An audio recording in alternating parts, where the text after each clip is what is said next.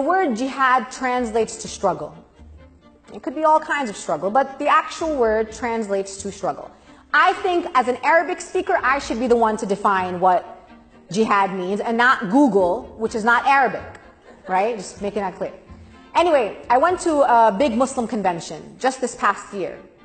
And I went to a Muslim banquet. I did a keynote speech, and I was trying to like motivate these Muslims to, organize in the resistance. And I said to them that there was a story where a man asked our beloved Prophet Muhammad, may peace and blessings be upon him, what is the best form of jihad or struggle?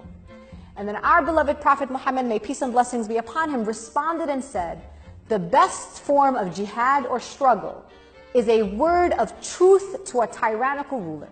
That's it, right? Right? That's what happened. Everybody clapped.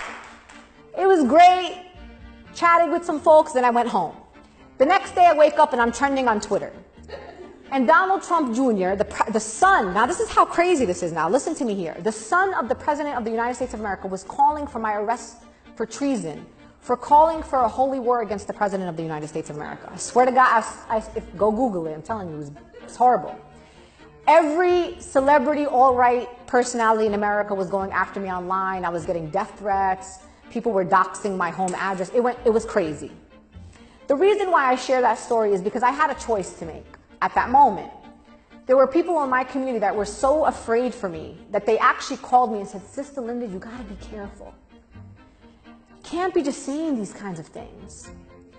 And I listen to these people because they have my well-being, like they have my best interest at heart, and I know that. They're good people inside. But then I decided to do something. And what I decided to do is I decided to double down. And I called the Washington Post and I said, look, I got some stuff to say. They were like, write whatever you need to write. Let's go with this. So I wrote an op-ed for the Washington Post, go read it, and it was about jihad. The reason why I'm telling you this is because I want you all, especially those in the room who are non-Muslim.